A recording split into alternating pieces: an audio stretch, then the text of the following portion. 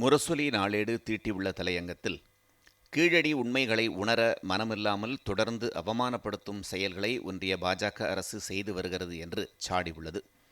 கீழடியில் அமர்நாத் ராமகிருஷ்ணன் தலைமையில் அகழாய்வுகள் நடைபெற்றது. இந்த அகழாய்வு அறிக்கையை அக்டோபர் 2023ஆம் ஆண்டு இந்திய தொல்லியல் துறையிடம் அளித்தார். இந்த அறிக்கையில் 2 நிபுணர்களிடம் சரிபார்த்து தரும்படி சொன்னார்கள். ஒருவர் அயோத்தியை அகழாய்வு செய்தவர். அயோத்தியை அகழாய்வு செய்தவர் கீழடியை எப்படி ஏற்பார் என முரசொலி வினவியுள்ளது.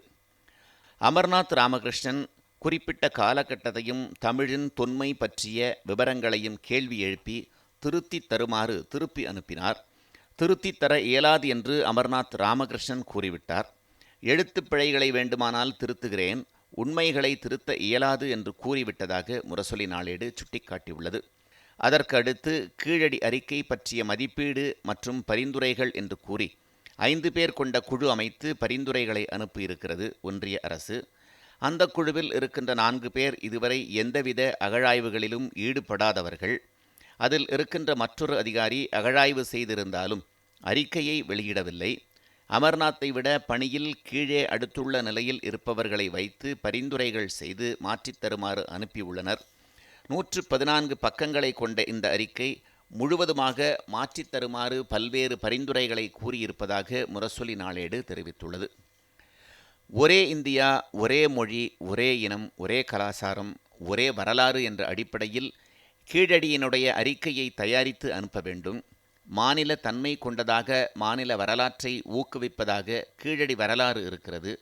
இத்தகைய தனித்துவம் மிக்க வரலாற்றை கொண்டிருப்பதாக இருக்கக்கூடாது என்று பரிந்துரைத்திருக்கிறார்கள் என முரசொலி நாளேடு குற்றம் சாட்டியுள்ளது. சங்க இலக்கியங்கள் வரலாற்றுத் தன்மையற்றவையாக இருப்பதாக கூறி அவற்றை மேற்கோள் காட்டக்கூடாது என்றும் சொல்லியிருக்கிறார்கள். அதற்கு பதிலாக வட இந்திய இலக்கியங்களை மேற்கோளாக காட்ட வேண்டும், அதனையும் கீழடியுடன் தொடர்பு படுத்த வேண்டும் என்றும் பரிந்துரைத்திருக்கிறார்கள். ஆர்டிஃபிஷியல் இன்டெலிஜென்ஸ் வைத்துக்கொண்டு அதிலிருந்து ஒவ்வொரு பகுதியையும் விமர்சனத்துக்கு உள்ளாக்கியிருக்கிறார்கள் என்று முரசொலி நாளேடு குறிப்பிட்டுள்ளது.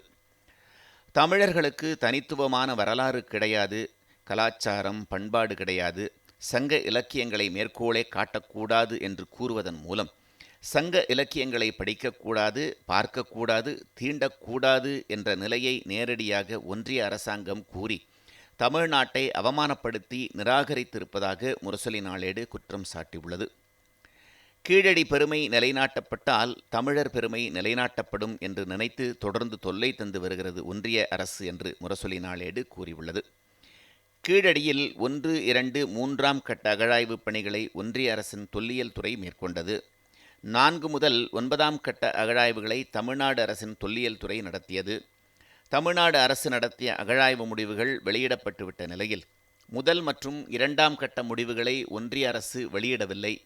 1 மற்றும் 2ஆம் கட்ட அகழாய்வு அறிக்கையை வெளியிடக் கோரி உயர்நீதிமன்ற மதுரை கிளையிலும் வழக்கு தொடரப்பட்டதாக முரசொலி நாளேடு தலையங்கத்தில் குறிப்பிட்டுள்ளது.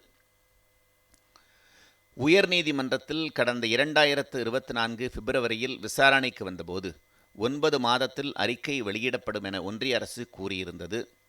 கீழடியில் நடந்த தொல்லியல் அகழாய்வு குறித்த அறிக்கையை மாற்றித் தருமாறு அமர்நாத்தை கட்டாயப்படுத்தினார்கள். ஒன்றிய கலாச்சாரத்துறை அமைச்சர் கஜேந்திர சிங் ஷெகாவத் கீழடி குறித்த அறிக்கை அறிவியல் அடிப்படையிலும் தொழில்நுட்ப அடிப்படையிலும் நிரூபிக்கப்படவில்லை, இன்னும் கூடுதல் தகவல்களுடன் ஆய்வு முடிவுகளுடன் வரட்டும், எல்லா விதங்களிலும் ஆய்வுகள் முடியட்டும் என்று வெளிப்படையாகவே கீழடி முடிவுகளுக்கு எதிராக கருத்து சொன்னார் என்று முரசொலி நாளேடு சுட்டிக்காட்டியுள்ளது. கீழடி அகழாய்வு தளத்தில் கண்டெடுக்கப்பட்ட கரி மாதிரிகளின் கார்பன் டேட்டிங் மூலம் அந்த பகுதி கிமு 800ஆம் ஆண்டைச் சேர்ந்த ஒரு குடியிருப்பு பகுதியாக இருந்திருக்கலாம் என்று உறுதிப்படுத்தியுள்ளது. பண்டைய தமிழ் சமூகம் கிமு 6ஆம் நூற்றாண்டில் எழுத்தறிவு பெற்றும் நகர நாகரிகத்துடனும் மேம்பட்ட தமிழ் சமூகமாகவும் விளங்கியதை கீழடி அகழாய்வு முடிவுகள் வாயிலாக அறிவியல் பூர்வமாக தொல்லியல் துறை நிலைநிறுத்தியுள்ளது. இந்த அறிக்கையை ஏற்றுக்கொள்வதற்கு ஒன்றிய பாஜக அரசுக்கு மனமில்லை, அதுதான் உண்மையாகும் என்று முரசொலி நாளேடு திட்டவட்டமாக தெரிவித்துள்ளது.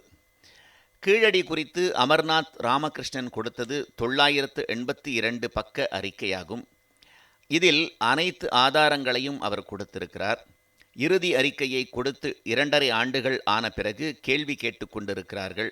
அதிலும் குறிப்பாக கீழடியை இந்திய தன்மை உள்ளதாக மாற்றித்தரச் சொல்வதும் சங்க இலக்கியங்கள் வரலாறுகள் அல்ல என்பதும் எந்த வகையிலான அறிவு நாணயம் என்று முரசொலி நாளேடு கேள்வி எழுப்பியுள்ளது.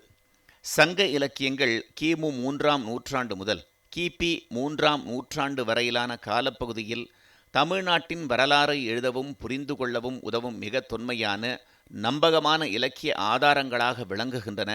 அவை தமிழர்களின் தொன்மையையும் நாகரீகத்தையும் பண்பாட்டுச் சிறப்பையும் உலகிற்கு எடுத்துரைக்கின்றன என்று முரசொலி நாளேடு தலையங்கத்தில் கூறியுள்ளது. இலக்கியங்கள் மூலமாக வரலாறு அறிதல் அடிப்படையானதாகும். இன்று வரலாறு எழுதுவது போல அன்று வரலாறுகள் எழுதப்பட்டதில்லை, இலக்கியங்கள் மூலமாகத்தான் சொல்லப்பட்டன. அதையே கேள்வி கேட்பது தமிழுக்கு செய்யப்படும் இழுக்கு அல்லவா என்று வினவியுள்ள முரசொலி நாளேடு, காசி தமிழ் சங்கமம் நடத்தி கொண்டே தமிழின் கழுத்தை அறுக்க வேண்டுமா? 2 திருக்குறள் சொல்வதும் காசி தமிழ் சங்கமம் நடத்துவதும் தாங்கள் செய்யும் தமிழ் விரோத செயல்களை மறைக்கவே என்று காட்டமாக தனது தலையங்கத்தை நிறைவு செய்துள்ளது முரசொலி நாளேடு.